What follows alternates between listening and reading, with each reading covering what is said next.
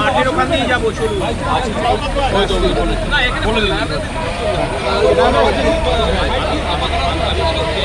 এইটা দিয়ে উঠতে বলছেন, বলছি এটা দিয়ে তো আমরা এই মাঠে নামবো, এটা দিয়ে আর মাঠে নামবো, মাঠে নামবো বলছি, এই মোড়টা দিয়ে বিষয় এইটা তো নামবো, এইটুকু তো, আর এইটুকু এখান থেকে হ্যাঁ ওইটাই তো আমরা আর তোমরা বেশি সবাই এইখান থেকে বাঁধবে। নিয়ে কথা বলছি আর এটা রাজনীতি আমরা একটা পিসফুল মিটিং করছি, দেখুন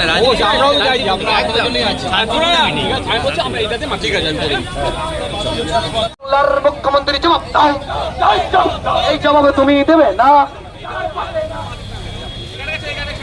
আপনি মনে করলে এটা তো দিতে পারবে, যাওয়ার রাস্তা আছে। দিকে দিকে বাঙালির উপর অত্যাচার করা হচ্ছে কেন? মুখ্যমন্ত্রী জবাব দাও। দিকে দিকে বাঙালির উপর নির্যাতন করা হচ্ছে কেন? প্রধানমন্ত্রী জবাব দাও। এই জবাবে তোমায় দিতেই হবে।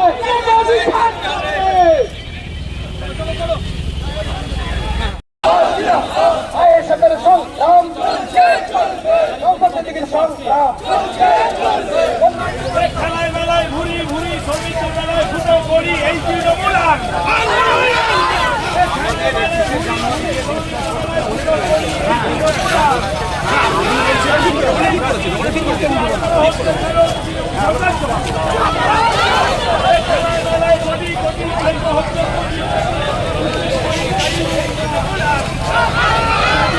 इनके लाभ जिंदाबाद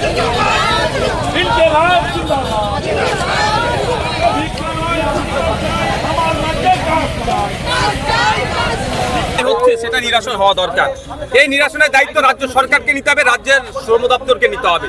সেই জন্য আজকে ডেপুটেশন দিচ্ছে। আমাদের রাজ্যের কখনো আফরাজুল রাজস্থানে গিয়ে খুন হতে হয়েছে, কখনো কেরলে গিয়ে হেমন্ত রায়কে খুন হতে হচ্ছে, বা মহারাষ্ট্রের সোমনাথ দেবনাথকে খুন করা হচ্ছে বাঙালি বলে, বা হরিয়ানাতে সাবির মল্লিককে খুন হচ্ছে। আর কত খুন হবে? এই ধরনের অন্যায় অত্যাচার বেড়ে যাচ্ছে। বাংলায় কথা বলছে বলে পুশব্যাক করছে, বাংলায় কথা বলছে বলে বাংলাদেশি বলে দেখে দিচ্ছে। এটা বন্ধ হওয়া দরকার। এই জন্য আজকে আমরা ডেপুটেশন দিচ্ছি। রাজ্যের শ্রম দপ্তর যদি দায়িত্ব নেয় ভালো, তাহলে আগামী দিনে আমরা ধর্নায় বসবো। আর আজকে আক্রান্ত পরিবারের মানুষজন আসছে, আফরাজুলের পরিবার আমাদের পাশে আছে, তারা এসেছে। আফরাজুলের পরিবার এখনো বিচার পায়নি, তার জন্য আমরা লড়াই আছি। সোমনাথ দেবনাথ পরিবারের যাতে বিচার পাই, তার লড়াই আমরা আছি।